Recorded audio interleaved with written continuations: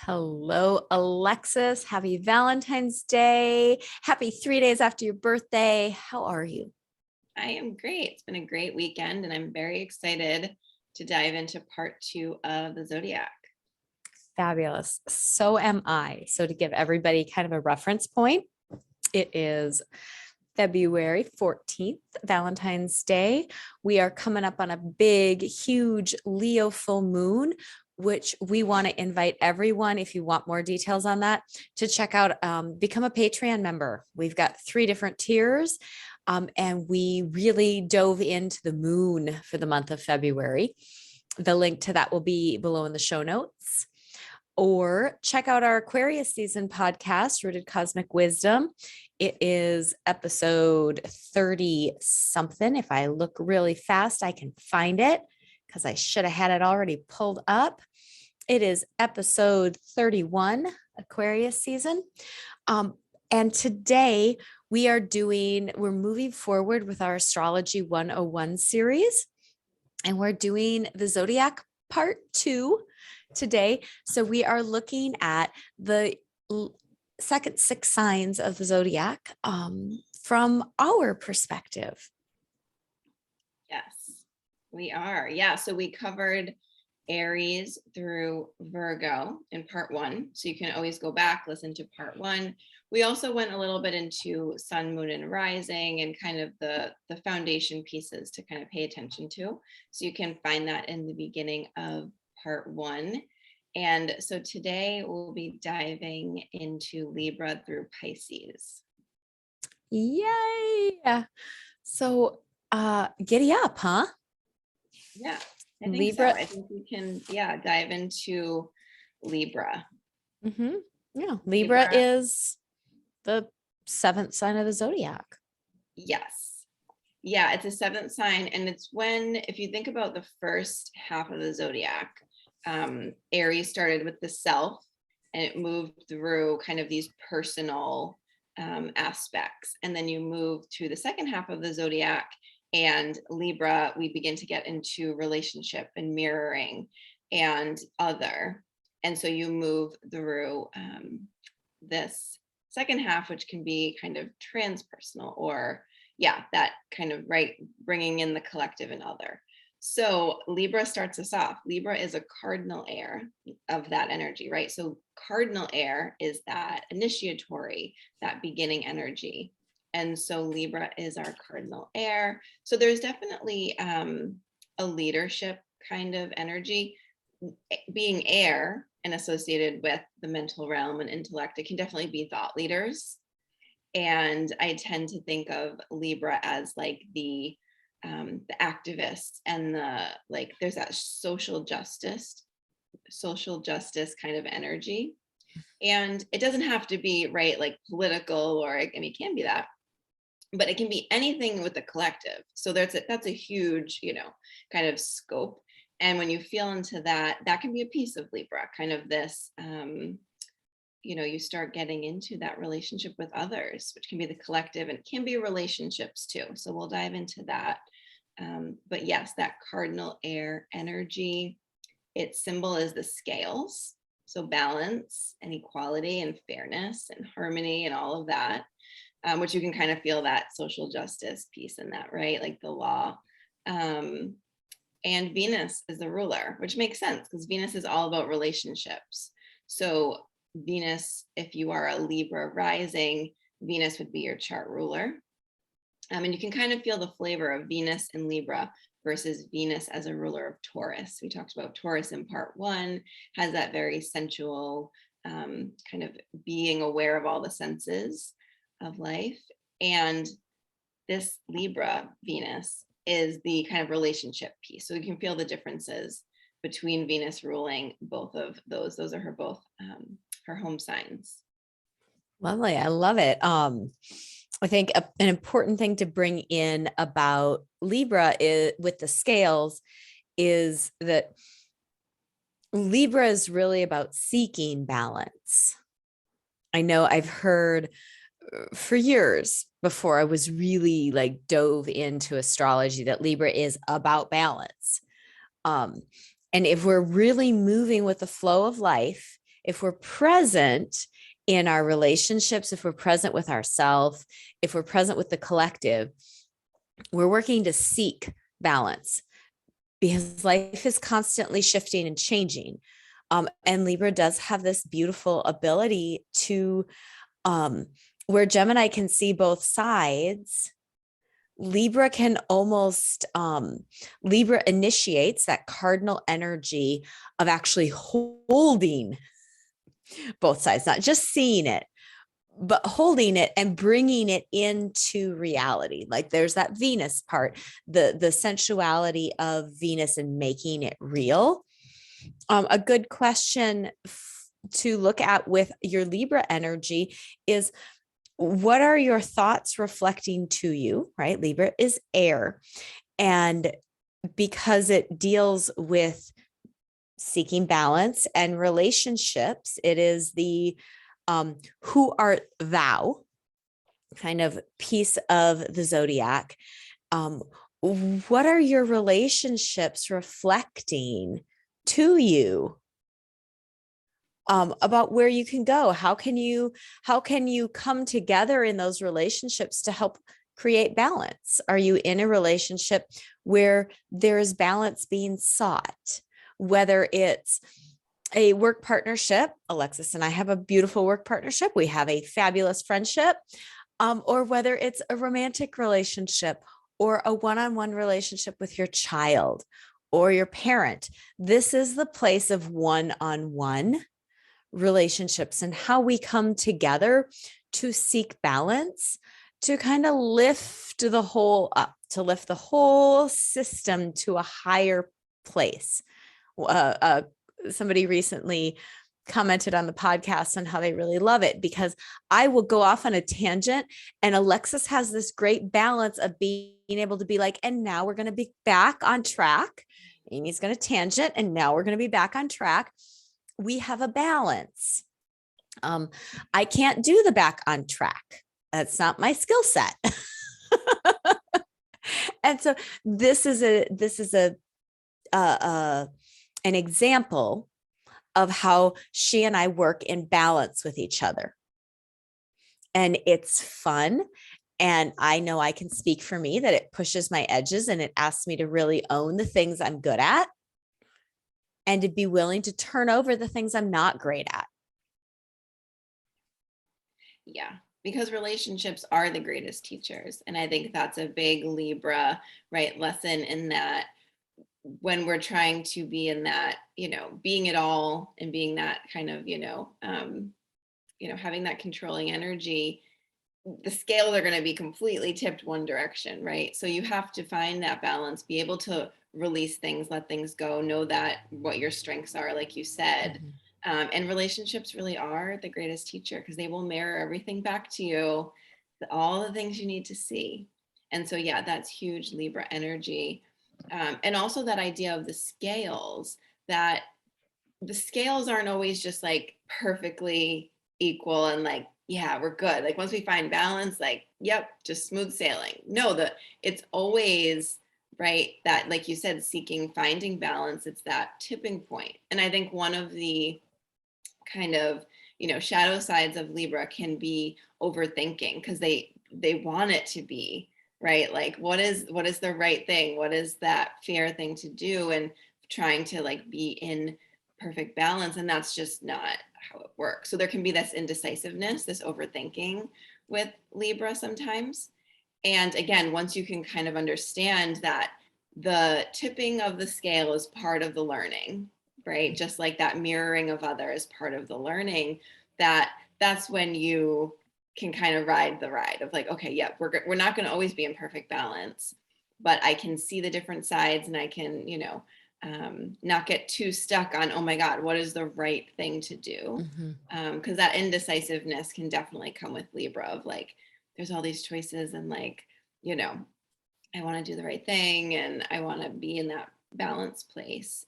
So that's definitely learning, right? That learning piece with Libra, because we learn beautifully through relationships, through what, others are teaching us.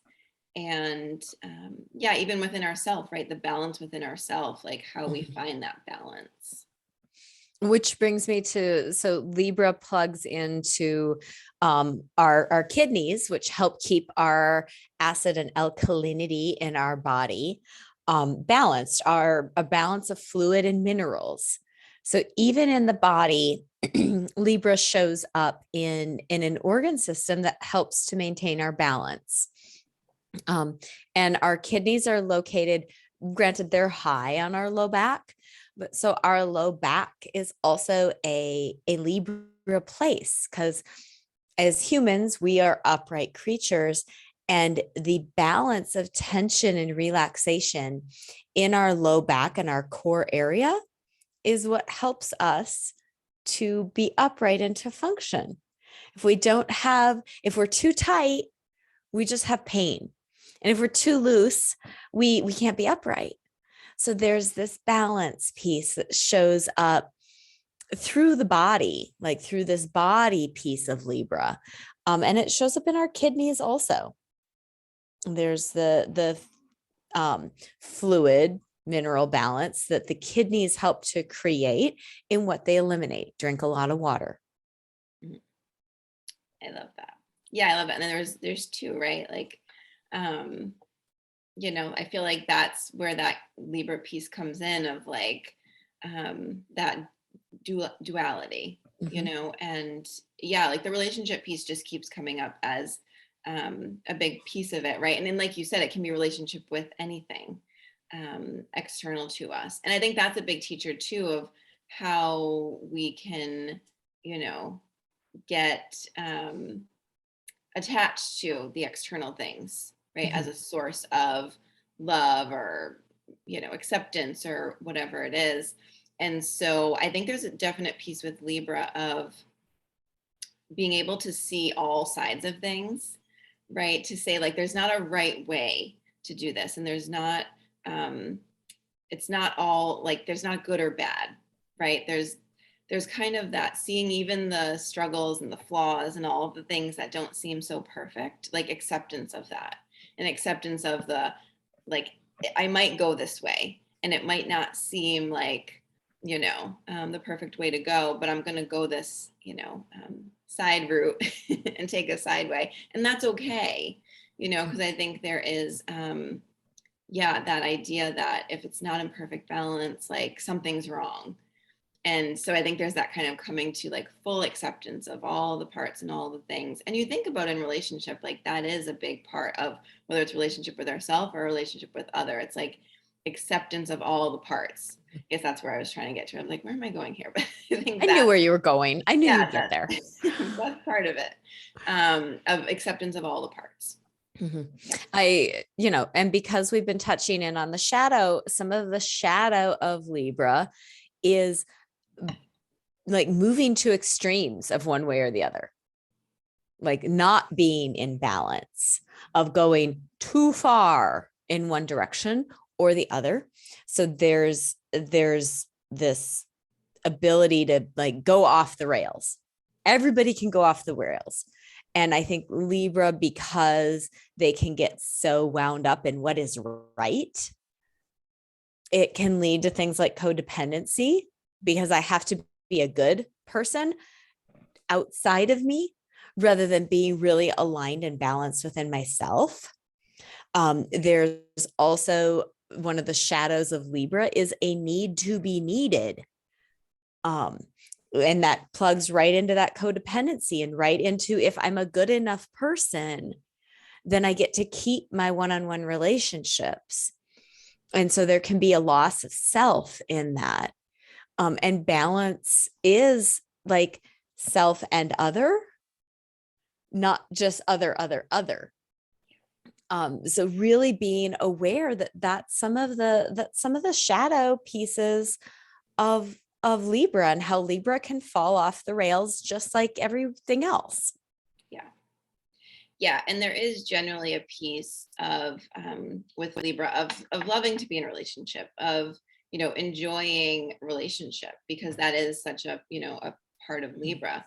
And there's that, like, what's opposite of Libra is Aries, of needing to take time for self, right? To not just always give. And it could even be in work, right? Like when you think about like that activism energy of Libra, it could be wanting to just give to, it could be romantic relationship, it could be your work, it could be, right, like giving to other in some way, and needing to remind yourself to like come back to self, that Aries piece, right, of self. And that because yeah, I think that can be a piece of Libra for sure. Mhm. Yeah. And Libras are phenomenal diplomats. They're wonderful at it. Their ability to recognize that there is a balance to be found, and their ability to want it to be fair and equal and a win-win makes them excellent diplomats. It increases their ability to move from a space of relativity to the whole. And that's really lovely. Yeah. Yeah, they have that beautiful way of being able to see, right? It's an air sign. So like being able to see things from the mind, from that intellect piece, that really being able to see like from a broad, even other people in relationship, or other people in, like, you know, being able to just see other people. And you know, I can feel that quality in a lot of Libras I know, of being able to see, like really being able to see people and see their gifts and see things about other people, right? And I think there is that piece of you know, again, like coming back to that, what's opposite of Libra is Aries, of coming back to self continually, right? Like coming back to self, because I think they are so good and so beautiful at being able to see other, and you know, have that relationship dynamic. And so it's always taking it back to self. And I think once you can do that, like Libra is gold, because it's like it can see other and it can see self. It's like then, you know, amazing. Yeah, that reflection piece we spoke about, like the need to allow others to assist you in seeing self. Yeah. Come back to your Aries. Yeah, I love it. Love it. Any last pieces on Libra? Do, do, do, do.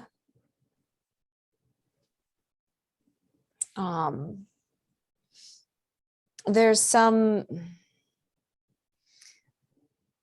like we've been talking about, like the importance of allowing others to mirror for you. Yeah. So you're going back to self, and you're moving from that, because you know, codependency is such a piece of our social norm, at least in the United States. I can say that, because that is where I live, and that is where I have lived my, you know, pretty much the majority of my life. Codependency is a big part of our social norm, and a part of healing that is being able to move away from like, how do I do for you? How do I do for you? How do I do for you? And keeping in mind that what is soul aligned for one is soul aligned for all. And the only person you can decide what is soul aligned for is yourself. That is it. You don't get to decide what lessons you're going to pick for anybody else, or how anything else is going to move. So yeah, I feel like that may be, you know, that I feel like that wraps up what I have to say about Libra. Yeah. Yeah. And that just brings up one last point for me of, you know, Libras do flourish in relationship. And so there can be that piece of almost like the scales, right? Of being like that codependent, like, you know, too much almost attached to relationship. And then there can be the other side of it, right? If you feel into the scales, like the other side of that is, well, I'm just going to kind of like, you know, go within, just be on my own. And I feel like for Libras, and I mean for all of us, but really for Libras, it's like there's a beauty and a necessity in being in a relationship.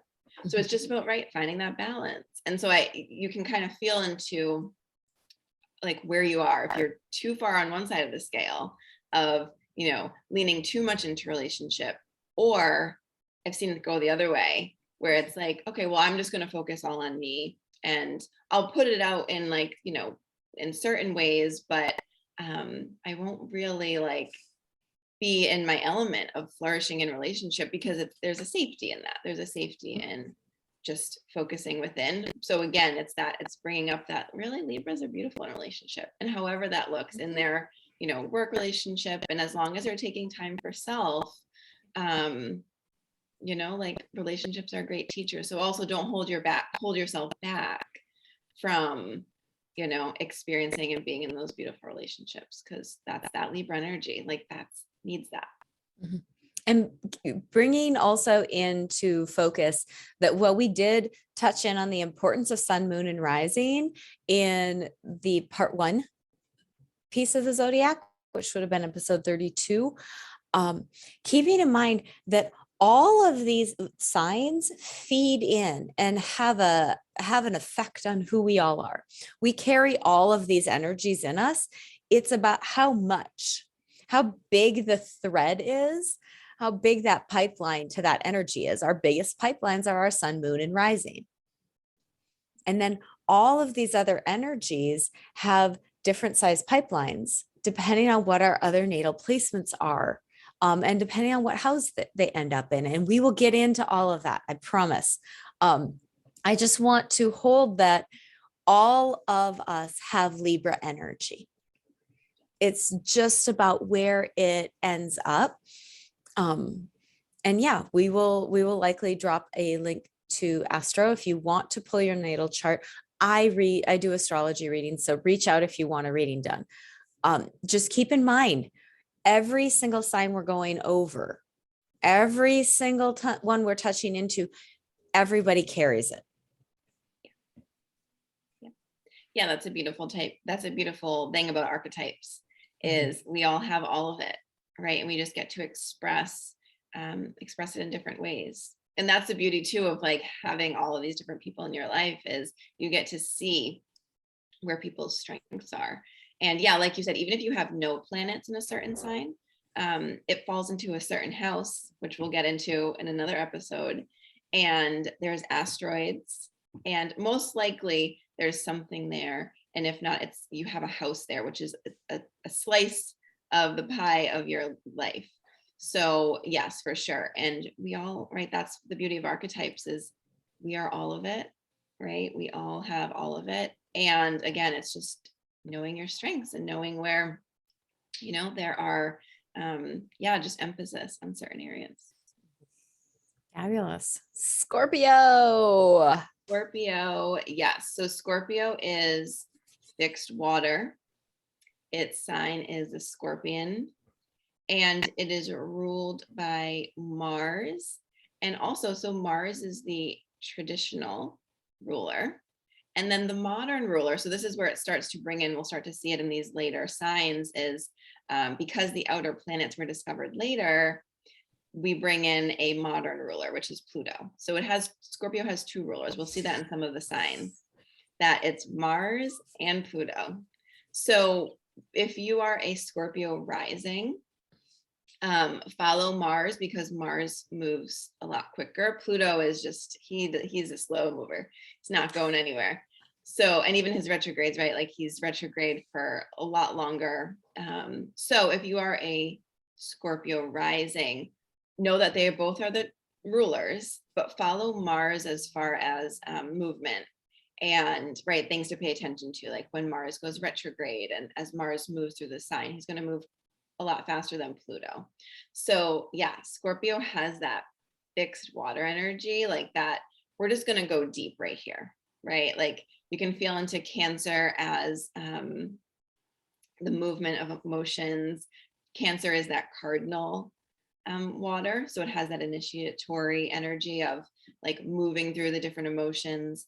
And Scorpio definitely has the emotional component. It has that intuitive component. I also think about Scorpio as having that like intuitive, almost like psychic kind of energy, but that fixed water of like, we're going to go deep right here, like where we are. So it definitely, there's a depth to Scorpio, which I love. There's this this passion and this, like the deep emotions. It's like, we're going to like, here are the emotions, and we're just going to go a little bit deeper.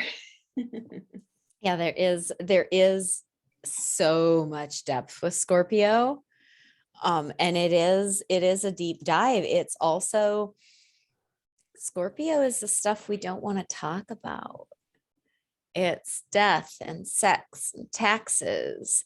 It is, I've been making sure to bring in the body pieces. This is Scorpio's the sex organs. And it's not even necessarily like it's the sex organs, but I'm gonna just go ahead. This is penis, this is vulva, like this is anus, this is the bottom of our bodies. And it's the hidden stuff, it's the stuff we don't want to see, we don't want to look at. It's also associated with our large colon, our large intestine, our colon, and our elimination system, as well as our endocrine system. This is Scorpio is kind of the detoxification system of the zodiac. It is going to eliminate. And if we're not moving with our Scorpio energy, that can lead to constipation because it's stagnant. We're not moving with that energy. We're not being willing to go to the depths of like, well, what is down there? How do I excavate this? So I can move it. Elimination.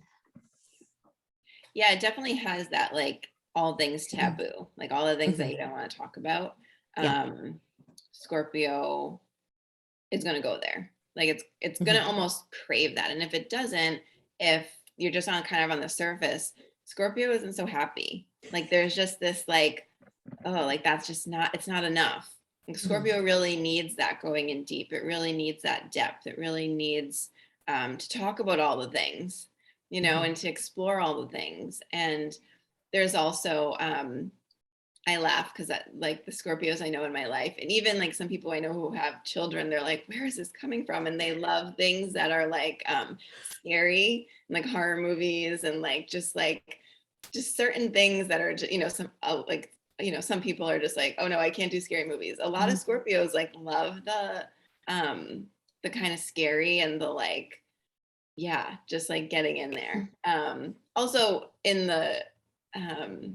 the year, it's around Halloween. So, Halloween falls during Scorpio season. So there's also that, like that, all things scary, or just a little like witchy and like occult and just different. And the things that like we haven't talked about we talk about now, but we haven't in history, it's been very like, we're going to hide those things. We're going to, literally just remove these people from society who are, talking about all of these things, which are really just, things that are innate to us, like the wisdom, like really, I was talking, which means wise woman, and man too, like men also were killed in, the witch trials.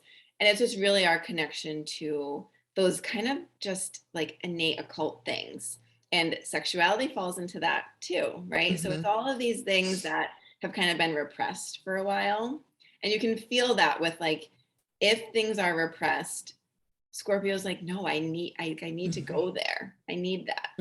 And so bringing things up from the depth. And there's this deep passion with Scorpio too. I think it has Mars as a ruler. So it can also have this like almost fieriness to it, even though it's definitely a water sign. It has water on fire. Yeah, I was gonna say, Amiee says it's water on fire, which right, like feels so Scorpio because it has Mars as a ruler, it has this passion. And so it's definitely, it's a whole different type of water. And I just kind of see that just like, we're going to drill in, we're going to go deep into the caves of like, right, where we need to go. There's a penetrative quality to Scorpio because it is that like, how do we move into a deeper level of emotional piece? How do we move into this deeper from a psychological piece? And Scorpio is a sign that has kind of three levels. There's the Scorpion, which is the very instinctual level of Scorpio. There's a fable about a scorpion and a frog, and the scorpion needs to get across this river. And it talks to the frog and it says, will you carry me? I can't swim. So, and I sit on your back as you swim me across the river. And the frog says, well, there's no way I'm going to swim you across the river. You'll sting me. And the scorpion says, well, I won't sting you. If I sting you, you'll drown and I'll drown. Why would I do that?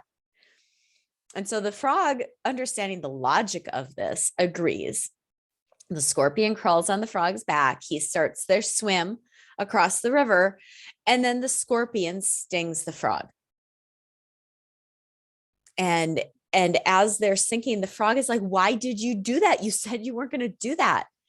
And the scorpion just says, well, I'm sorry, it's my nature. So there's that instinctual kind of, here's our ground level of Scorpio. And then the next level up is the eagle. It's the ability to see from a really high place. And that's where I feel like we get our depth.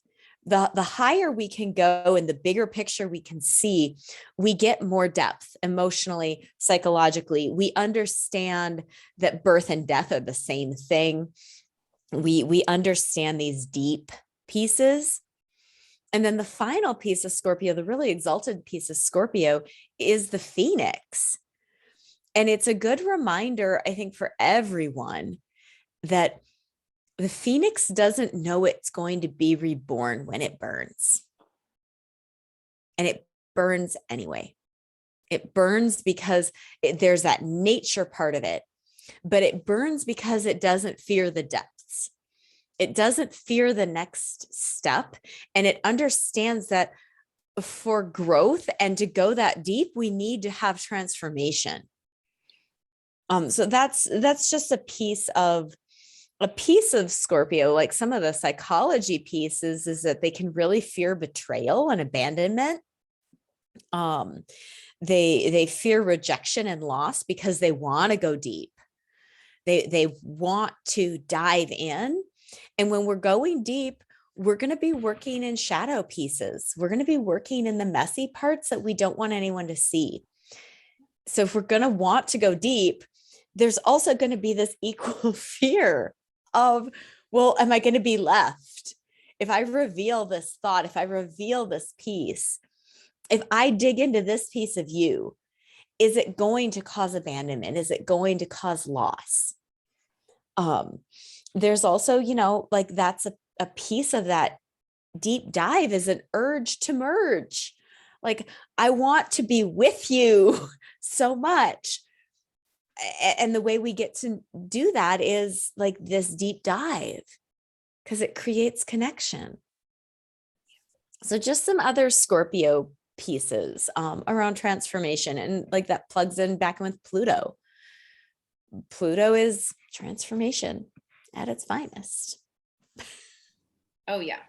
Yeah, that's a big piece of Scorpio, definitely, is that transformation, like that alchemy, that and Pluto, definitely, he's god of the underworld, like that death and rebirth.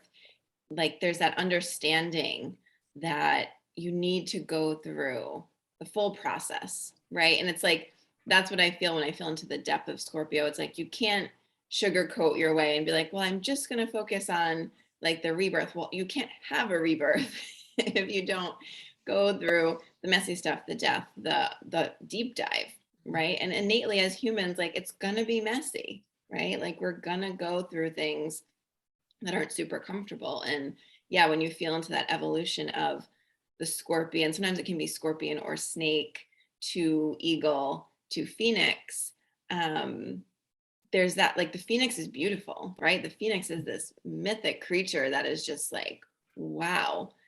But it also, right, like it rises from nothing, from ashes. Literally ashes. Like if you were to see ashes, you wouldn't be like, oh, that's amazing, right? Like, but it has to go through that. It has to be the ash in order to become the phoenix. And yeah, I feel like that's like Scorpio knows that. Scorpio knows, right? But sometimes too, like collectively, like you said, there might be that uncertainty, Yeah. And that, collective of like, oh, the phoenix is beautiful, but we don't want to be the ash. Like Scorpio understands that you have to go through all of it. Yeah. So there is that. And when you feel into both Mars and Pluto as the rulers, Mars in Scorpio is a very different Mars than a Mars in Aries, Mars in Aries is that warrior. He's like, yep, initiatory. He's like, I'm just going to go. And Mars in Scorpio definitely has more of that Plutonian energy. Mars in Scorpio to me is like the warrior who now, there's almost like the emotional maturity, because it's water, right? Of him like, okay, and now I'm going on this like quest within. I'm going deep into the inner landscape of myself, right? The Aries is kind of this moving outward, right? Taking action, moving out. And then the Scorpio Mars is like that same energy, that same fire, that passion. Mars is just like this passionate energy, but it's going within, right? And so that you can feel into the planets as they rule different signs, like how they kind of move and evolve. So yeah, that too, of like that quest within. Yeah, and I always just see it as like the caves and like our inner landscape, right? And like these dark corners that like the hidden pieces where like that's where the gems are. Like when we can go into those places, that's where the gold is. And I think that's the lesson of both Mars and Scorpio and Pluto. Like Pluto wants it all. He wants all of it. He wants all the taboo. He wants all the hidden things, all the things that you like can't admit to anyone else. Maybe you can't even admit to yourself for a time. Like Pluto's like, yeah, that, show me that, because then right, then that's where your magic starts shining. That's where you become this full like badass person. And right, like it's about going deep. And so Scorpio to me, like I know we've said it a million times, but it really is like just going deep. Right, and it's an evolution over lifetime, right? So whatever you have in your chart in Scorpio, or whatever house it falls into, like that's an area that you need depth, that you want to dive deep in. Yeah. And a piece of working with and evolving your Scorpio energy is the acceptance of all of your emotions, the acceptance of all of those shadow bits, and a willingness to go there. You can't move from Scorpion to Eagle to Phoenix if you're gonna deny any piece of yourself. Like that's a piece of Scorpio's lesson, is that empowerment, personal, like I'm gonna claim and embody my power, comes from the acceptance of self. And when we accept self, and when we can merge with our higher self,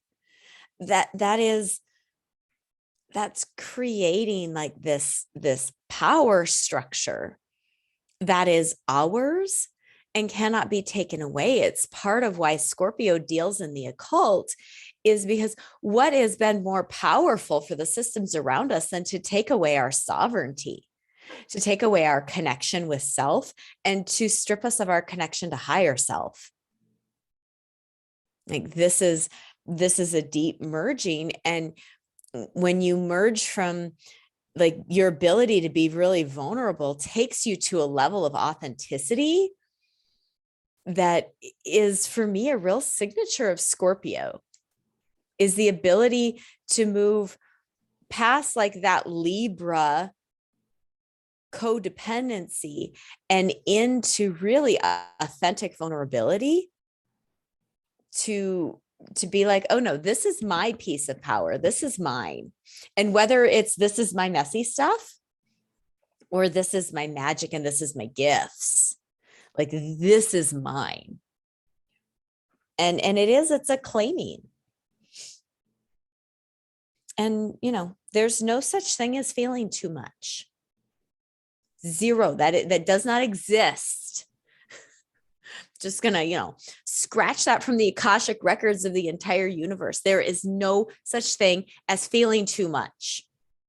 And I think that is something that people with really strong Scorpio signatures get accused of, is that they feel too deeply or they feel too much. No such thing.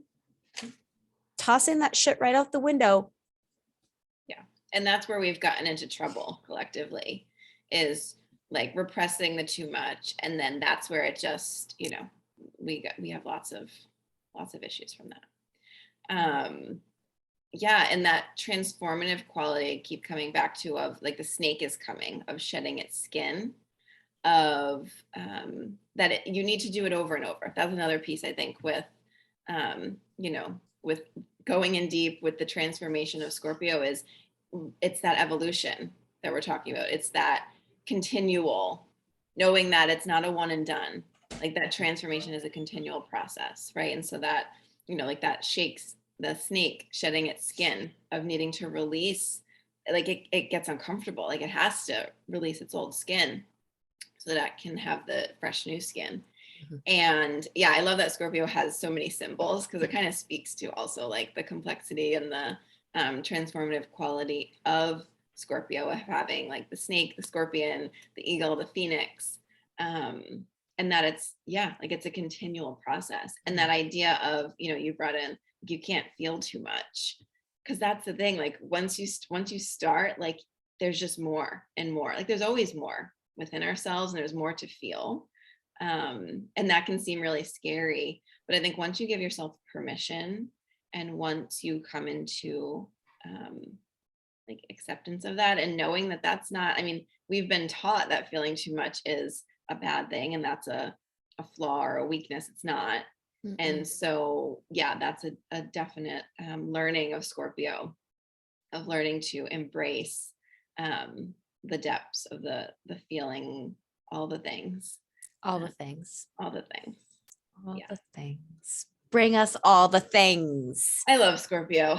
Scorpios, thank you for being present and bringing us all the things. I love it. I feel wrapped up on Scorpio. Yeah. I was gonna say, any last Scorpio pieces before Sagittarius? Let's dive into Sagittarius. Beautiful. So Sagittarius, mutable fire. So you can feel into mutable, has that movement, that flexibility, that, Sagittarius, I always think of like the traveler wanting to travel, right? Like it's mutable, doesn't want to just stay in one place and hold. It wants to move. So mutable fire, you can tell there's a passion with fire. There's a certain energy with fire, and its symbol is the centaur. This is another piece, I think, as we start to get into the second half of the zodiac, the symbols become these mythic kind of symbols, right? They start to move into like the centaur, who is half horse, half human. And right, or the archer is the symbol too, but it's really the centaur, who is both. It's the horse with the human body and holding the bow and arrow. And its ruler is Jupiter. So Jupiter, we bring in for the first time as a chart ruler. And Jupiter brings beautiful expansion, beautiful like exploratory energy that I think fits so perfectly with Sagittarius. So of course, Jupiter is the ruler of Sagittarius. So again, if you are a rising Sagittarius, Jupiter is your natal chart ruler. And Jupiter moves through a sign. He's a little slower than, say, Mercury, Venus, Mars, but he stays in a sign for about a year. So he brings expansion to, I love to follow Jupiter in the chart. He's just really amazing to me. He expands an area of your chart for about a year. So if he is your chart ruler, really like exploring that, really exploring like, where is Jupiter? What is Jupiter hitting and expanding? Because we will all feel that. And again, if he's your chart ruler, it's just something to definitely pay attention to. Where is Jupiter? Sagittarius, all of that that Alexis brought. And Sagittarius is the place of what is your personal truth. And we'll touch back into this with Pisces, because Pisces is about ultimate truth. But Sagittarius is about personal truth, and really recognizing that it's your personal truth. It is not everybody's truth. So really being with that personal truth, and Sagittarius is about what moves us physically. So our personal truth moves us, and the areas of our body that move us are our hips and our glutes and our upper legs. So our thighs. So from knees to kind of our hips. This is Sagittarius's body area. It's our glutes, it's our mobility piece. And we'll, as you notice, we've been working from the head with Aries down. We're at the hips and the legs. So what often moves us is our personal truth. From an organ system standpoint, this is a liver spot. Our liver can hold a lot of resentment and bitterness if we are not speaking our truth. Back to personal truth. If we're not speaking our personal truth, if we're not calling for what's going to serve us and what we need and how we see things. And it's not about trampling over everyone else, as that can be a shadow side of Sagittarius, as I'm right. It's about recognizing that this is my personal truth and it's personal and it's what moves me through the world. And if I don't speak that, we can have liver stagnation and bitterness and liver kind of messiness.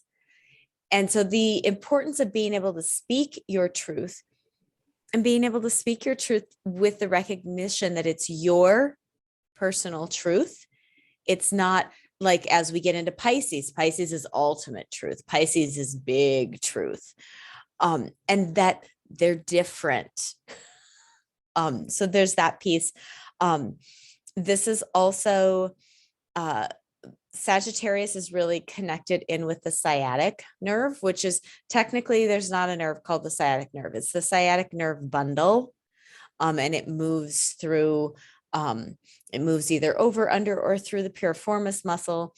And it innervates our lower legs. It's a bundle of nerves. So it's called the sciatic bundle. And it's really plugged into our central nervous system.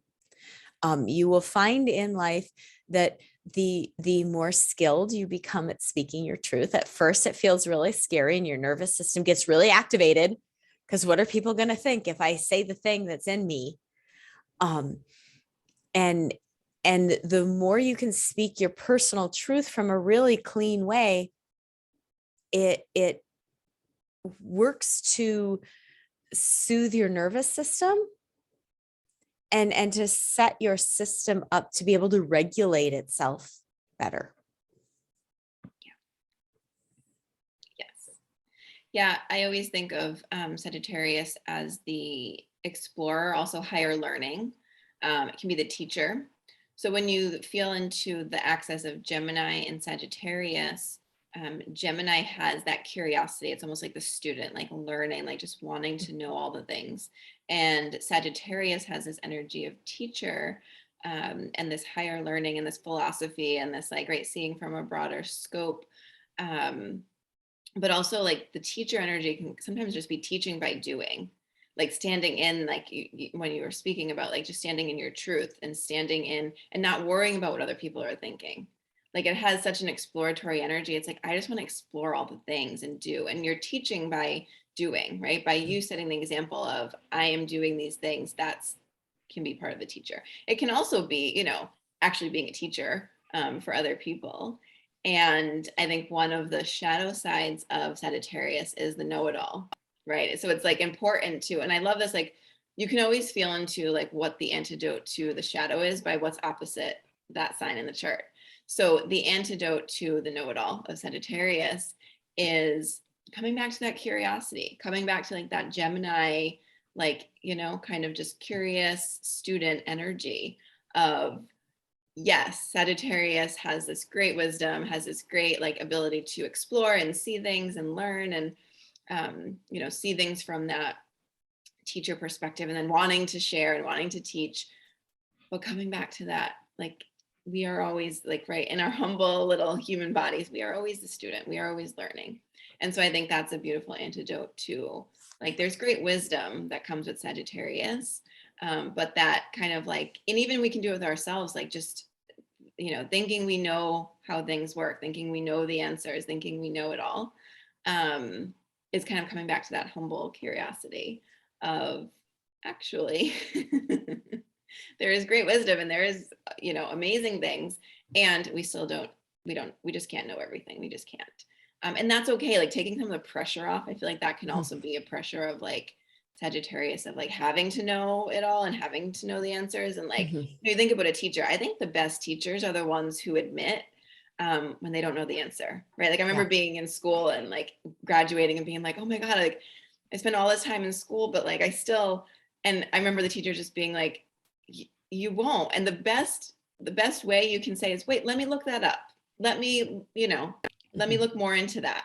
That's fine. And I was like, oh, you can do that? Great, great. Because that's the best teacher, is the one who says, I don't have all the answers. I know Mhm. all of these things. And yep, have all of this wisdom that I've accumulated, and I don't know it all. So I can go Mhm. ask somebody else, or I can look it up, or I can, right? And Yeah. to me, that was a huge relief of like, oh, great. Like I don't have to know it all, even though I am in this, position. I'm in this career now where I'm supposed to have the answers. It's like, yeah, but you won't, and you don't Mhm. have to know it all. And that's why we have resources and books and things Mhm. where you can look it up.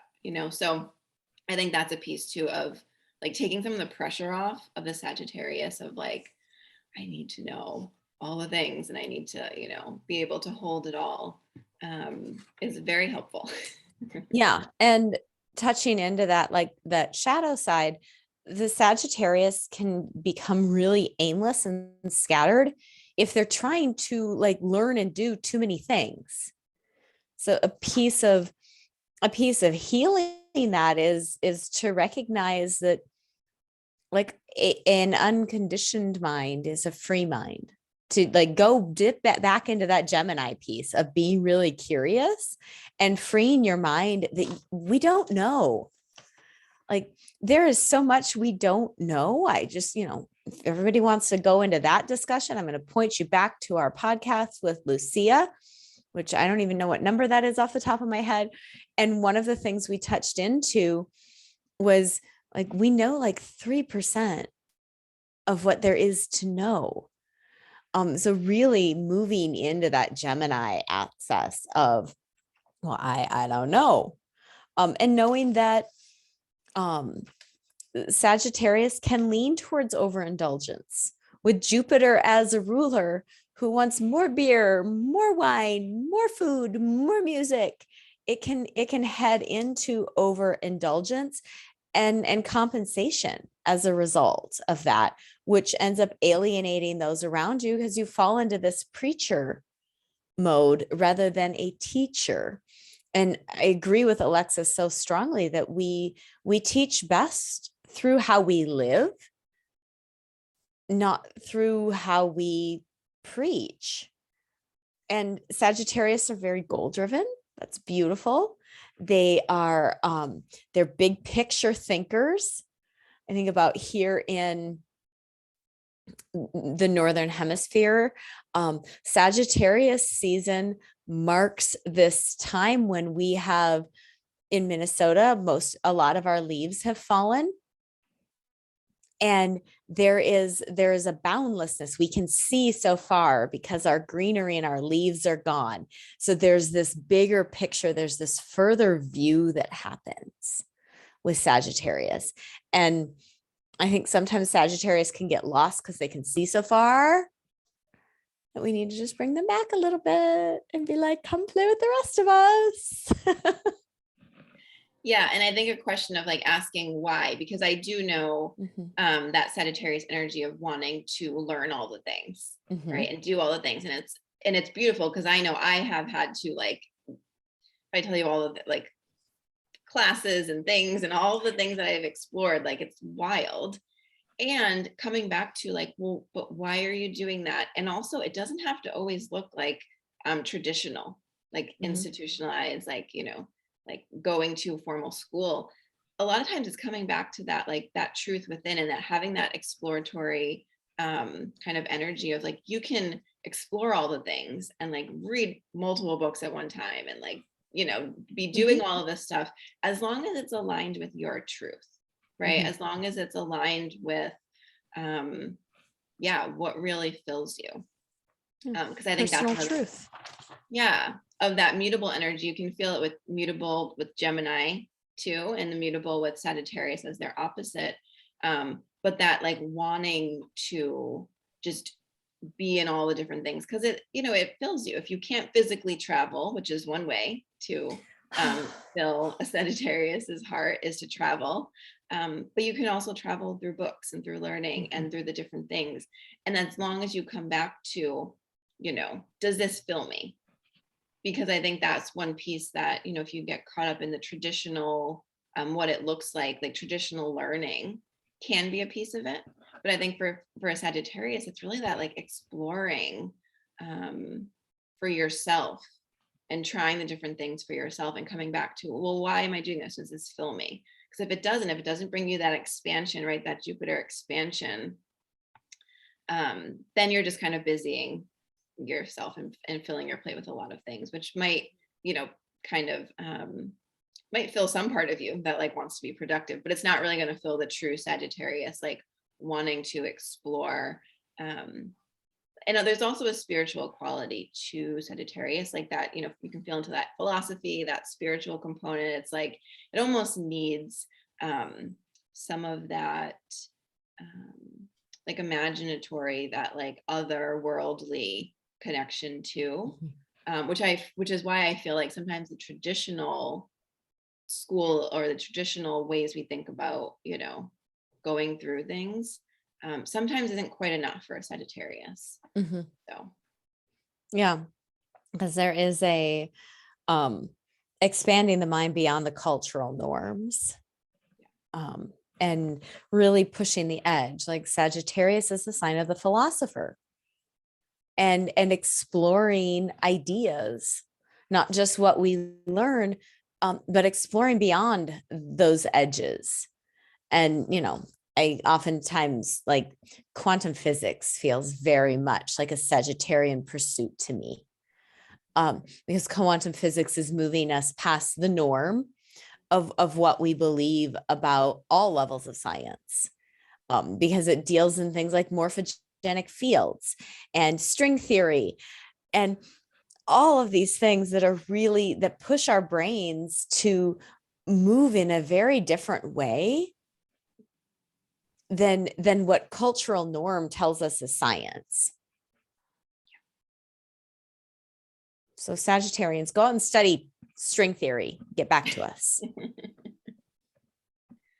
love it. Love Sagittarius. Any last pieces? I don't think so. Drink a lot of water. We're just gonna drop that in often right now. For every sign, but every sign, just drink a lot of water. Apparently Sagittarius needed that little message right now. All the signs. Beautiful. All right, so Capricorn. Capricorn is our cardinal earth. It's our sea goat. I call Capricorn like the CEO of the Zodiac. And its ruler is Saturn. So if you are a rising Capricorn, your chart ruler is Saturn. And yeah, Saturn, I feel like we'll get into Saturn because he rules the next sign as well. And Amiee knows a lot about Saturn, so we'll get there. But yeah, I like to call Capricorn like the CEO, the executive of the Zodiac. It has that cardinal earth, so that initiatory earth energy. It's like, let's get things done. It kind of has that workhorse energy. Definitely a go-getter, hard worker, ambitious. But sometimes Capricorn can get stuck in that, like, right? It's kind of like all work, no play. So I think, again, like the balance of Capricorn is like bringing in the play, and then again, you're golden. And the sea goat, another mythic creature, right? We're feeling like more mythic creatures are kind of coming in. Sea goat is has like a fish tail, or it kind of looks like a mermaid tail. Mermaid tail. Mermaid tail. It's like half mermaid, half goat. Which also to me, because it's earth, right? Capricorn is earth, but it has this like a little bit of water with the sea goat mermaid tail. And to me, there's like an emotional maturity with Capricorn. Like you feel into Saturn, and I feel into like that Gandalf, or that like, you know, there's this wisdom, right? And again, you have to, all of these are like an evolution. So you come into the different stages of it, but you can come into this, right? You can feel into that, like the beginning of like Saturn as a carpenter who's like a hard worker. And he's like, I'm just going to work. But then you can kind of come into the next stage of Saturn, is the wise version of Saturn, who knows when to take a break, who knows, right, that there's wisdom in all of it, and kind of has that, like that elder knowledge of like, can't work yourself to death. And so when you get to like incorporating all of those pieces, like Capricorn is pretty badass. It can get lots of stuff done. It can just, has that, again, I just call it like the CEO of the Zodiac. I love it. I live with a Capricorn sun, so I've got a lot of Capricorn experience. And for some reason in my notes, I have the word patience written, and I don't know if it's because I need to have a lot of patience with my Capricorn sun, or because Capricorn comes with this level of patience as the builder, as the workhorse, as the CEO of the Zodiac. There is a level of patience that is required with Capricorn, and it's staying power, like it's stamina, and its ability to hold the course.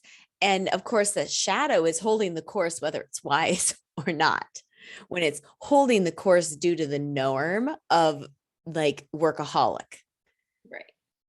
Right. Because that's bringing up, just because I feel like I'll forget this, but I feel like with that cardinal energy, it's like, that's where it's that's where it's good. That's where its passionate is. And I feel like when it holds on too long, or it's like, because there is, like you said, there is that passion it needs. It needs that or that patience. I guess passion too is coming up. Both of it, all of it.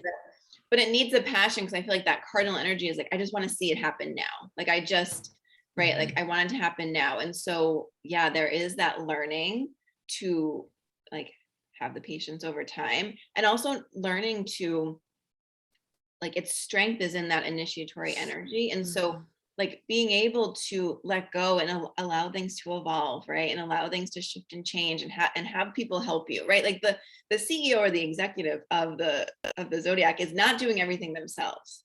Actually, that would not be, and like they would not have any successful, right, business. It's like having that initiatory energy and then allowing it to evolve, let go of it, and have others help you, right, and not that you can't see it through, because the CEO is there, that's like their company, they're going to see all the stuff through.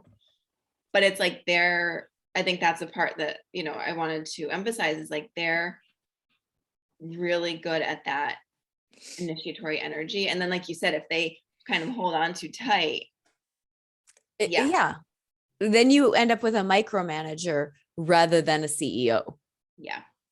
And a quality CEO is surrounded by people that they trust and can delegate to, and they know how to hand things over, because there's an alignment with the vision. There's an alignment with what we want to build here. And Capricorn is about what we're climbing towards. So Capricorn is the knees, and our joints, right? It's our mobility. It's our ability to hold things and pull ourselves up. It's our knees, our joints. It is also our skeletal system, right? Because joints are made up of bones coming together. So our tendons and our ligaments, the stuff that makes up our joints. It's our teeth. It's our skin. And the skin it shares with Venus, but the skin is there. It's also our fascia. And I love fascia, and we could just spend a whole podcast on fascia, but I'm going to make this really short and really concise. If you want more information, I believe I went on a tangent in our latest Patreon. I'm going to my tangent. The fascia is a connective tissue that runs through our body, and it's like a tablecloth or a sheet. If you pull one corner, if you walk past the table and catch the tablecloth, the entire tablecloth shifts, not just the part you came in contact with. So how we deal with our fascia, we can have tight fascia in a toe that's giving us a headache, because it's a continuous sheet that runs throughout our body that really dictates how well we move. Like, bottom line, Fascia dictates how well our body functions, which brings us back to Capricorn and how well Capricorn functions and its ability to recognize its interconnectedness and that it doesn't have to do everything.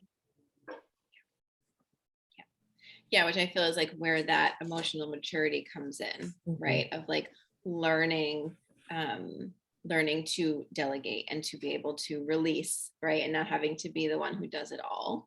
And so that comes with time, right? It's almost like you kind of have to go through the stages. You go through the workhorse and the like, the burnout, and then you learn, right? You get to that Saturn, Gandalf, like wise energy of that maturity that comes with that leadership energy. Because there's definitely leadership energy with Capricorn, for sure. Yeah, and there's all of this moving from like workhorse to delegation, like the ambition and patience, finding the balance of these things is really becoming it's gaining our mastery of our inner and outer congruence.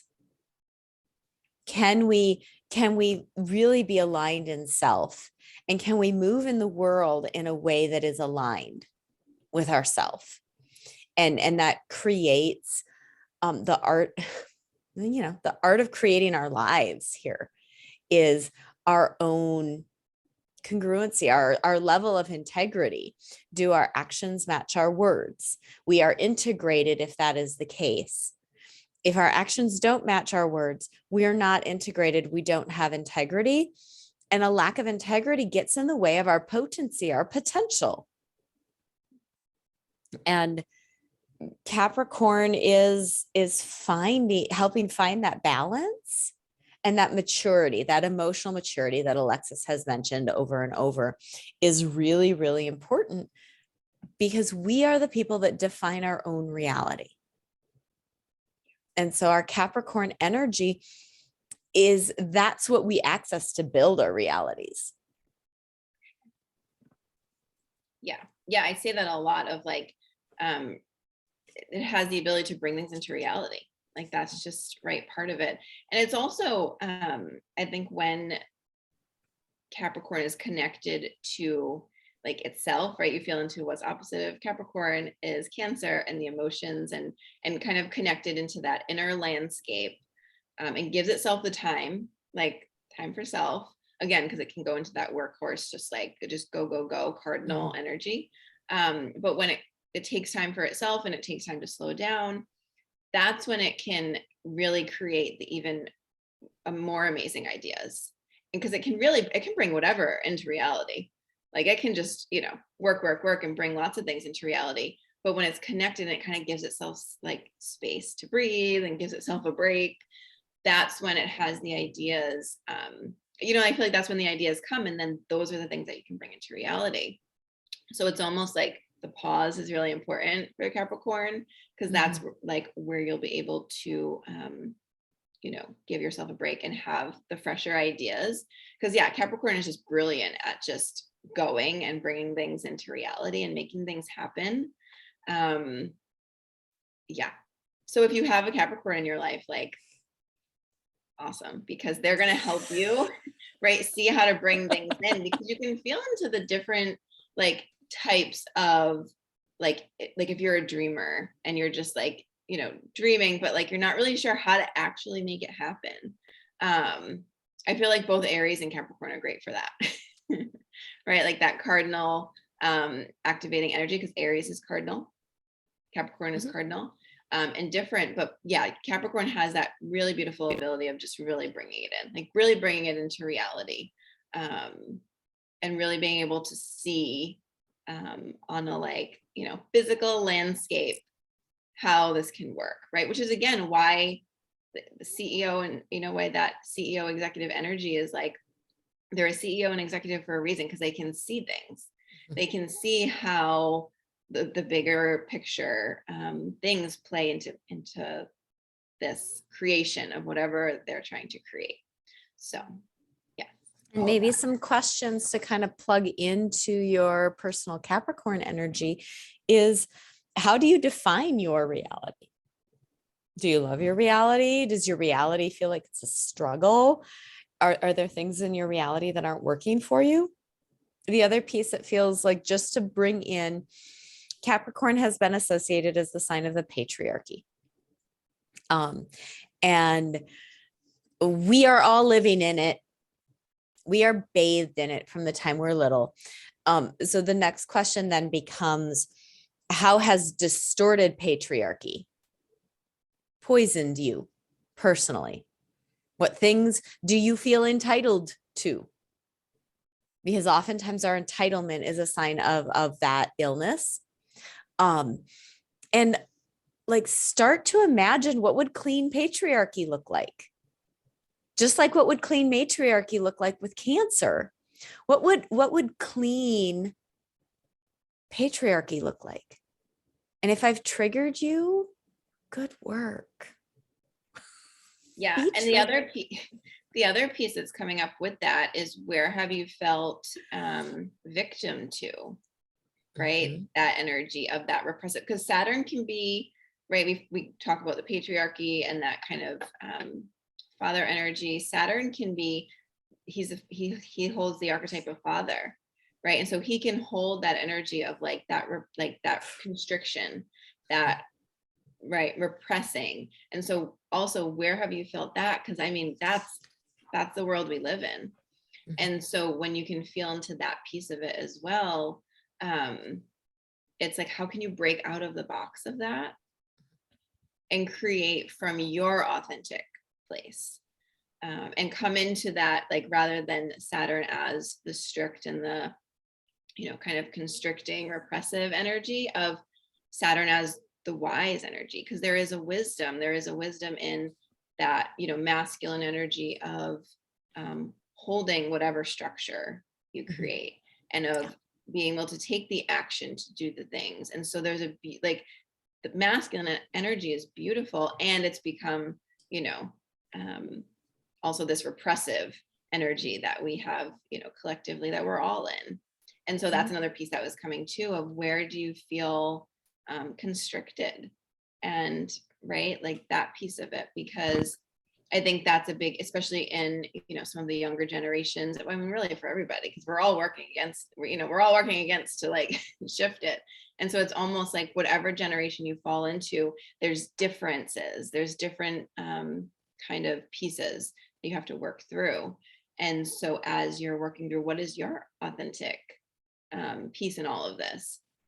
I think that's definitely a big piece of Capricorn, because it does hold that father energy, right? Like, if Cancer is the mother and Capricorn is the father, as we've been talking about, you know, again, antidote, if we look to the opposite, it's like, where can we bring, if we're looking at the, you know, exalted and the highest expression, where can we bring some of that softness of Cancer, and some of that heart connected energy of Cancer, and be able to move ourselves out of the victim of feeling like we have been repressed, into that like open-hearted, you know, understanding that we are co-creators, right? I feel like that's another great like Capricorn word, is like co-creator, because that's another piece too. I feel like if Capricorn just tries to do it all, like we talked about, it doesn't go so great. But when you feel into the energy of co-creation, and you can kind of take ownership of like, yes, all of these things historically are there, right? And they are all pieces that we all have to work through in our own unique way.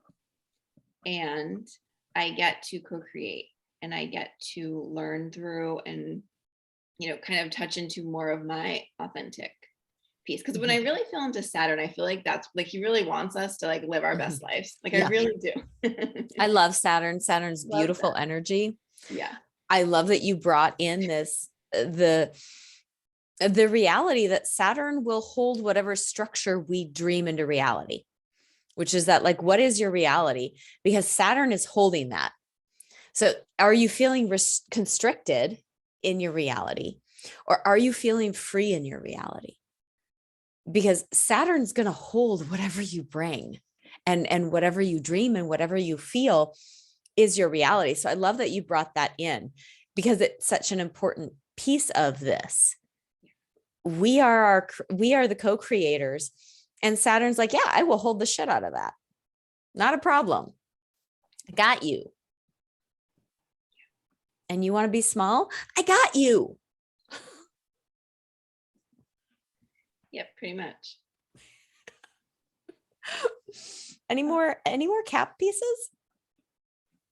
No, just like keep going. Like, yeah, just keep keep that ambition and keep that connected to your inner drive. Because we need that. Like, we need you, Capricorns. Stay grounded. You got this. Yes. Love it. All right, little builders. I love it. Yeah, we need you. Beautiful. Okay, so that brings us to Aquarius. Aquarius is our fixed air. So talking about the staying power, right? It has fixed energy, has that staying power. It has that seeing things through, has definitely a visionary, thinking outside of the box energy. So fixed air, its symbol is the water bearer. So again, it often, because its symbol is the waves, like if you look at the glyph, it's the waves and its symbol is the water bearer. So often people will get confused and think Aquarius is a water sign. It's not, it's an air sign. But I also say air is connected to the intellect and the mind. It's also connected to spirit. So in the image of the water bearer, it's this person who's holding this, barrel of water, but what it really is life-giving energy. It's this connection to spirit. So it pours this like life-giving energy onto the earth. Aquarius also has a very like humanitarian kind of energy. But it's almost as a reminder to like connect to spirit. Like it's like pouring this beautiful water, and I'll say water, but it's actually like, mythic water. It's like this magic water. And it's reminding us how important that is, that connection to spirit. It is ruled by Saturn is the traditional ruler and Uranus is the modern ruler. So again, Uranus discovered later. And Uranus to me is definitely Aquarius, right? So you can feel into Uranus as Uranus spins on its side. It's the only planet that does it. Like it totally does its own thing. It's like, I am unique and I love it. And I am just different. And that's my thing. And Uranus is also the revolutionary, the rebel, the change maker. And so that is also energy of Aquarius of, it's going to think a little bit different. It's going to think outside of the box. It's going to do things a little bit differently. It's also the sign of like the inventor and inventions. And so, I feel like Uranus is a beautiful, like the perfect ruler for Aquarius. And again, if you are a rising Aquarius, Saturn moves a little quicker than Uranus. So you'll follow Saturn and Saturn's movement through the zodiac. Definitely a slower one, but you follow it, Saturn's retrogrades and when Saturn shifts and moves. Also, since we're talking about Saturn, I feel like I'll just drop in that Saturn takes 30 years to make a full cycle around the zodiac. So when you go through your Saturn return for anybody, right, it just happens to, drop it in at this point, but at 30 is when you go through your first Saturn return. And Saturn is really about, we talked in Capricorn about bringing things into reality. And so I feel like you go through a full cycle of that, one full cycle of Saturn around your chart, and you come into kind of like your adulthood in the world of astrology. Like you have gone through a full cycle. Anyway, that just felt to drop in with Saturn, that it takes 30 years. And so at around 29-30, you'll go through your first Saturn return. But yes, Aquarius has the two rulers, Saturn and Uranus. And Saturn to me, like we were speaking of, is mastery. And so when I feel like Saturn and Uranus come together, it's the mastery of our uniqueness. It's like really owning that innovative Aquarian, multidimensional, galactic citizenry ship of the Aquarian energy, which, brings me to the body piece of it is Aquarius is our nervous system. It's the electrical system of the body. So Aquarians can have complicated relationships with technology. They can have complicated relationships with their vehicles, especially the more electric vehicles become. because they are so in their electric body. It's also the lower leg. And I as an anatomy and physiology person, it's the leg. Knee to ankle is the leg. Knee to hip is the thigh. So I don't even like saying lower leg. And I know that I've been scolded before for not speaking layman. So the shin, the calf, the ankle, and then the electrical system, our dendrites and how our nervous system works. So our body electrical system really requires a lot of water. So this is an air sign, and that water spirit that the water bearer brings in, that Alexis was speaking about, like the mythic water. Are you in touch with those higher fields? And what's your relationship with your morphogenic field? If you've ever seen the really cool, they're like sacred geometry things, and they're like big bubbles. And everything has one. And it is a part of our electrical system. And we'll, as we're getting closer to Pisces, we're in the last 2 signs of the zodiac, we're going to get a little more esoteric with this, because these 2 signs are a little more esoteric than I think really any of the other zodiac signs. There's a, don't do non-attachment rather than disassociation, right? There's that fine line of being in relationship and maintaining your authenticity and not getting too terribly attached. It's, Aquarius and Pisces are like, woo, we're just gonna, what's a good thing we grounded beforehand. Right. And that's coming up like super loud. Is this, I just keep Mhm. hearing grounding. I think it's so important for Aquarius in particular, because even Mhm. with that and like electric energy, like you need a grounding rod. You need it to be somehow Mhm. connected and rooted into something, or else it's not going to do anything. Right. If you Mhm. just have like energy waves, but you don't have it grounded into anything, it's like, well, what good is that? Mhm. It's just going to be up here. It's not going to actually be useful. And Yeah. so grounding, right, so important to like, right, in our physical bodies. And also if you Mhm. just think about like electricity as like a, example of that, Ground the electricity. ground it. And so, yeah, grounding is super important, I think, for, yeah, definitely both, as we get further out into the zodiac for sure. But Aquarius, I think with that air energy, especially because it can be so in the mind and the head. And so it's like, okay, coming back to like rooting your body, like being here on this planet, feet on the ground. Otherwise you can just float away. So yes, grounding, grounding, grounding. And a healthy Aquarius doesn't hold certainty. Like they're holding so much space as a universal citizen. There is no certainty. So that really aligned piece of Aquarius is dropping. Well, I know that this is, here's where we're going. No, we don't know. There's so many moving parts, things can shift all at the same time. And so Aquarius for me oftentimes really feels like that witness consciousness, that ability to sit and see without any judgment, without any, just to be like, okay, I'm taking all this in.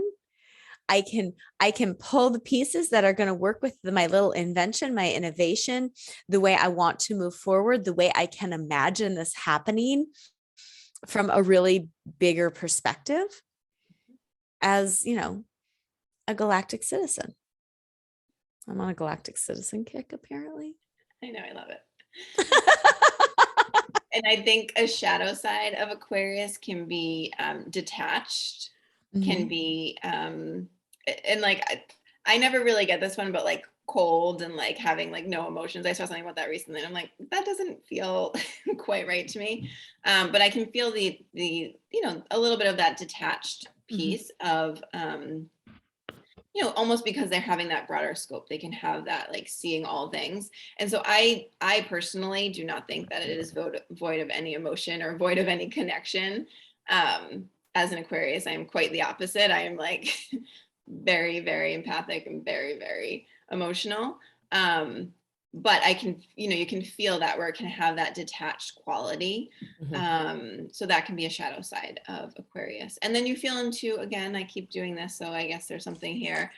What's opposite of Aquarius is Leo, and that heart, and that like, very connected to heart and, self, and like, right, there's that heart connection, I think, is really important. Because I think, so the thing that's why this is coming up is I saw a meme, and it had all the different had little like figures of all the different people from all the different signs, and it had like where their hearts were, and Aquarius just had no heart, and I was like, what? That doesn't feel right.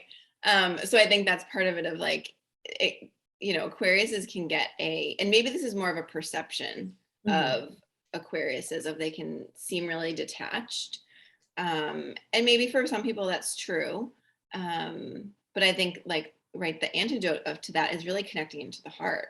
And so when you do that, and this is probably why I don't like feel necessarily that it's completely accurate, is because when you're connected to the heart, right, that the antidote is Leo heart, that's not the case, right? Because then you are also able to see big picture and also connected to self. And so, yeah, so that's something that I see come up with Aquarius a lot, of like this cold ice heart.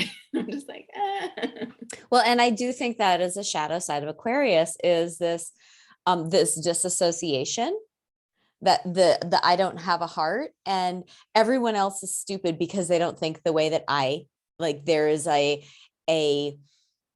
there's the Sagittarian shadow of I'm right, because this is my personal truth. And there's the Aquarian shadow of disassociation, because you don't think the way that I do, and you just don't see it the way that I do. So therefore the rest of you are all stupid. That I've definitely experienced come through with Aquarians. Because they're so like, well, I'm unique and I'm weird and I don't belong with the rest of you. And so this is the thing. And they've lost track of the fact that you belong because you're unique. It's our uniqueness that creates our connections. It's not all of us being the same that creates connections.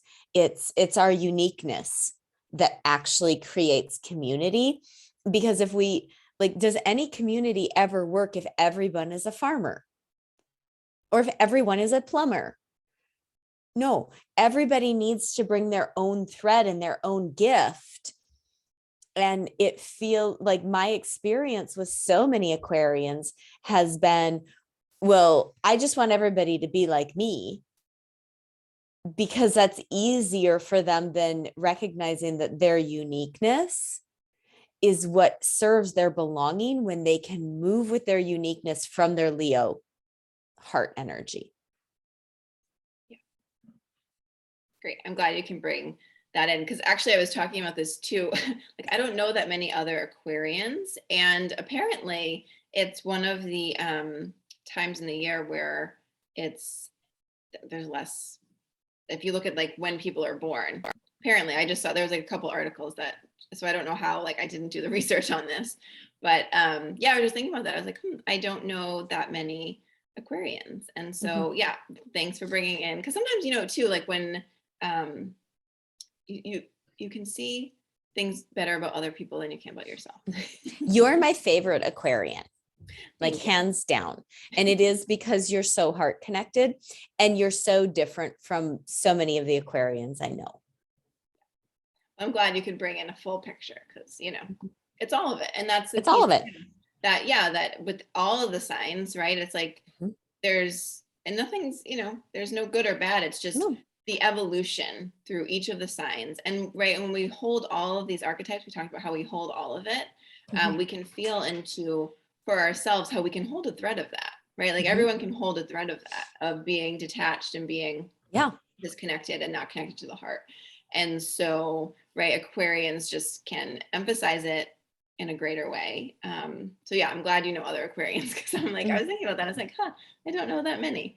So it's kind of funny. And how do you bring in your own genius, like your own unique genius, without trumping or disassociating? Like your unique genius, Aquarians, is needed to help build new structures, to help build a newer, higher, more intergalactic citizenry ship. Yeah. Is that even a word? Citizenry ship? Now I it just is. added a lot of suffixes there, didn't I?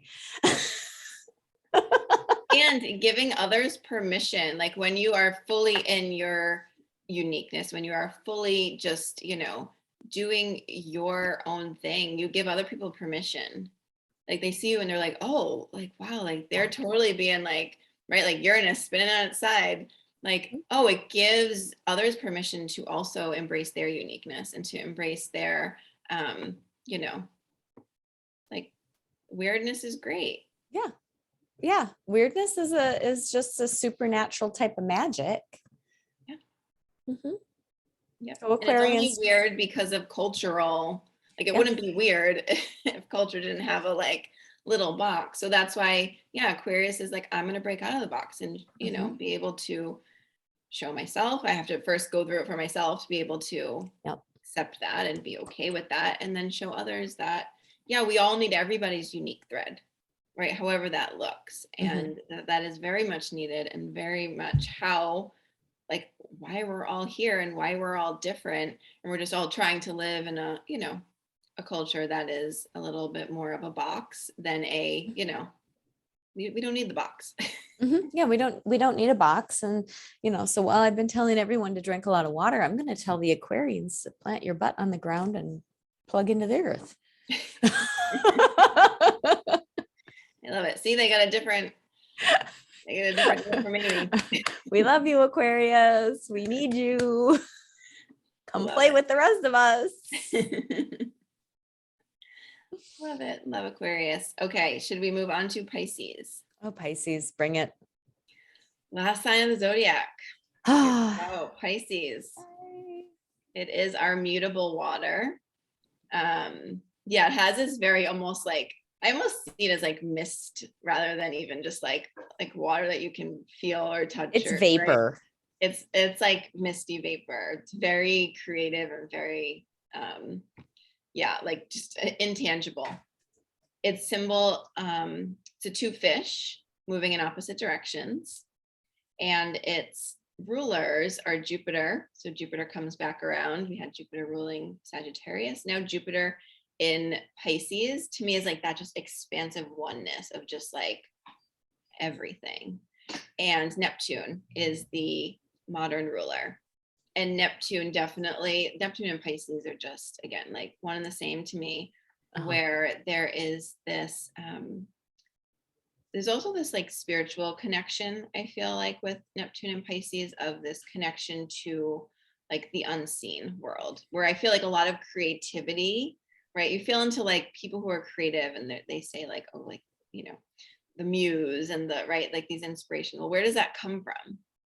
Right? It comes from this unseen world. And so there's definitely this dreamlike quality, this creative kind of moving between the world's energy. Absolutely. It is very, very vapory.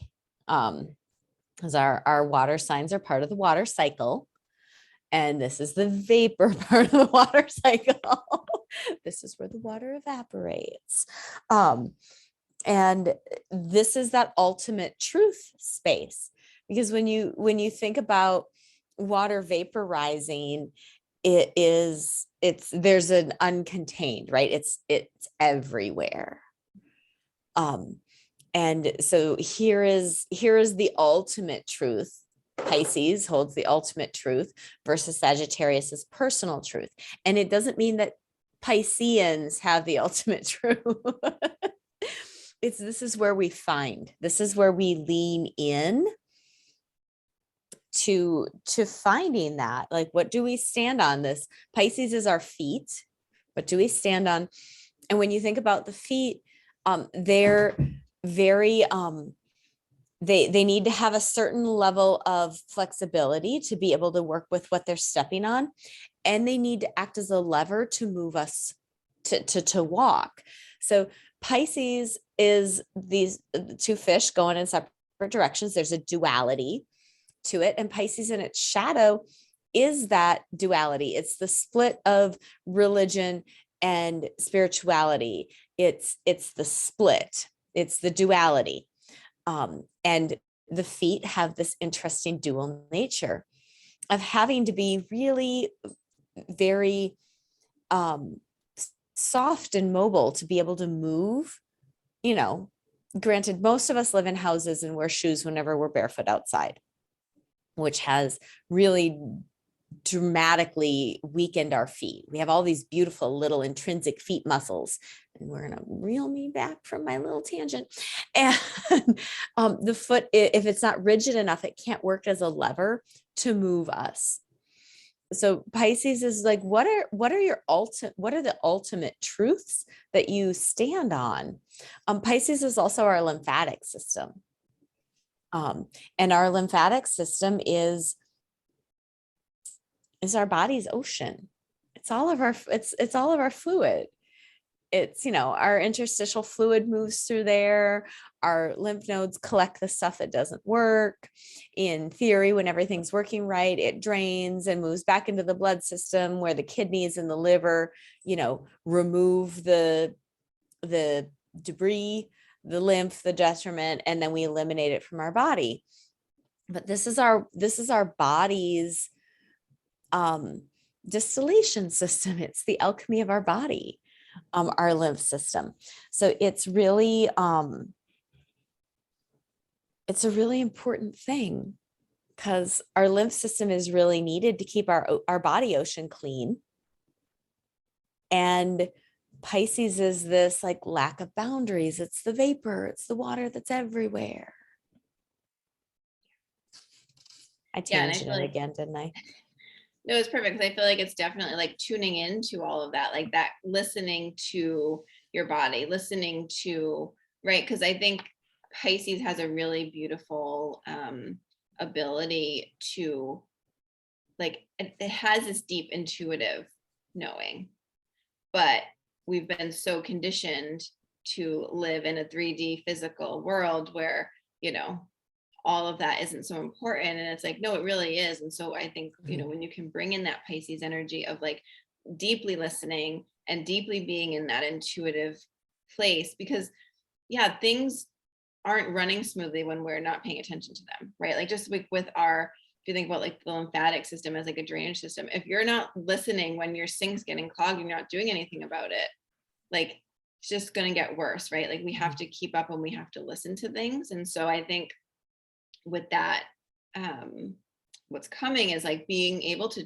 tune into the intuition and like embrace that as a really important and huge part of how we function. And that's, been kind of conditioned out of us to just be in the physical, be in the 3D, and the Western particularly, way of dealing with the body is to wait until symptoms are really bad, and then we go to the doctor and we get prescribed something generally, or we get surgery. And it's like the tuning into things before that, and that intuition of Pisces.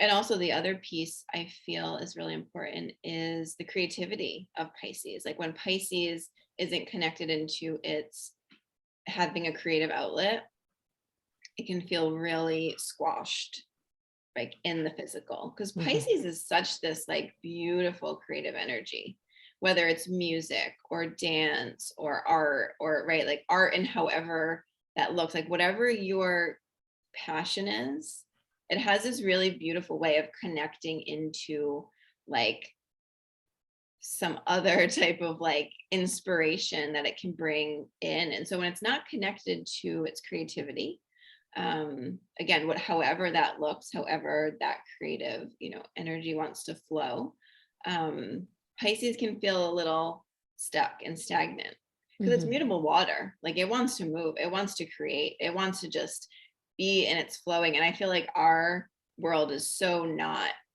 in line with that Piscean energy. And so I think Pisces sometimes can have a hard time in the 3D reality, in the physical reality. And so I think it's giving yourself permission again to be in that creative space, to just be in that space where it's like, okay, I don't have to, like, I can just give myself this time where I don't have to just be looking at a clock and following linear time. Like I can just kind of go out, be in that dreaming space and just create. Like that is very important for Pisces. Also very connected to like the dream world, right? And so I think as a Pisces, if you can give yourself that space to just like allow yourself to get out of linear time and to just like, and you can set an alarm if you need to have the structure, but to allow yourself a space, whether it's, an hour or however much time you can give yourself to just explore and be in that very creative, imaginatory, dreamlike space, that will fill you, that will help to fuel you. And then you can move through, because we all have to live in the 3D, we all have to live in the physical, but what you're able to bring through will help you move through. And this can be Pisces can be a place of our addictions, is the shadow side of Pisces. This is the place where we move into our addictions, and whether it's an addiction to alcohol, because Pisces has a desire to merge, to be one, to dissolve into spirit, to surrender and be consumed by the divine. And so there can this being, if you're drunk on spirit, you've been drinking a lot of alcohol. We're call them spirits for a reason. So this can be a place of our addictions to try to escape our, low self-esteem, to escape the feeling that we're lost, to escape the feeling we're not plugged in, to try to shift this idea that like addictions are escapes. Hi, my name is Amiee. I'm a book addict. Don't let me in a bookstore. And I use books as they can be a way to escape. Yes, books are beautiful. And of the addictions, really a book addiction is pretty damn harmless. And we have a lot of different addictions that keep us out of our own imagination and our own dreaming, whether it's a substance, whether it's some kind of shopping or buying, whether it's needing to have a sound or a noise on all the time, so we don't need to be with our thoughts in our heads. It keeps us from our dreaming. And Pisces is really about that. What is our ability to dream? Yeah, and that piece with the addiction of, are you using it to numb out and to escape? Or are you using those tools? Because, right, like we all, like they can bring inspiration. Books can bring inspiration, like being certain things actually are a good thing, because they can, right, depending on how we're using them. And even we all need to escape a little bit, right? So like we all need a break. We all need to escape, and however we want to is okay. It's just being able to look at it of, are you doing that all the time? Are you just escaping? And are you using, whether it's a substance or even TV or whatever it is, to escape? Or are you, and you can do that in small doses is okay. If I need a break and I just need to like set a timer, turn off for a bit, but you can kind of feel into like at the end of it, like, do I feel better, or do I feel like I'm just numbing out? And so, yes, that's a piece definitely of that Piscean energy, of that, using things to numb out. And I think, again, when you are in that place of being able to tune in and to fill your cup and to fill yourself with all of these things that that kind of turn your creative nature back on, that's when you're headed in the right direction, when you can like tap into that creative energy, and you can tap into the things that fill you, because numbing out never fills you, right? It always leaves you feeling less. So you'll know, which way you're going. And again, just like how we were talking about, we have all the archetypes, we all have a thread of this. But yeah, I feel like the, really beautiful, aspect of Pisces is that ability to tap into the creative. I think Pisces is such a creative and, yeah, really like poetic sign. And meditation is something that is going to be really supportive and really helpful for everyone's Pisces energy. Meditation, can be an access to our imagination, whether it's shamanic journeying, whether it's a moving meditation, whether you're out running or swimming, whether you're sitting in stillness. Find what works for you and what can really open up your system, the wholeness of you, to the wholeness of the universe, and see what comes in. Because everyone has a different door. So it's finding your door and what works for you. Yeah. And meditation is a much better tool than TV or, some of those things, which again, all of it's okay. Yeah. But I think that's a really important piece of like tuning into yourself in that way, and that connection to, the unseen world in whatever way you can, will really fill you. Yeah. Yay. Love it. Any last pieces on Pisces? Hey, no, we love all of you. And as we've kept saying, like everyone carries every one of these energies. It's just about how it balances out in your chart. Yeah, I feel like that grounding piece with Aquarius is coming back for Pisces of, I think it's really important to, again, like that dual nature, the two fish of like giving yourself the space to dream and also giving yourself space to ground and be present and be here, which again, I think, meditation is beautiful for that because it can bring, you have to be pretty present to meditate. Yeah. And we all want to be in flow, and recognizing when the excuse of, oh, well, I'm just in flow is an excuse rather than a reality. It's an escape mechanism. It's a, well, I don't have to have boundaries. I don't have to commit. I don't have to show up because I'm in flow.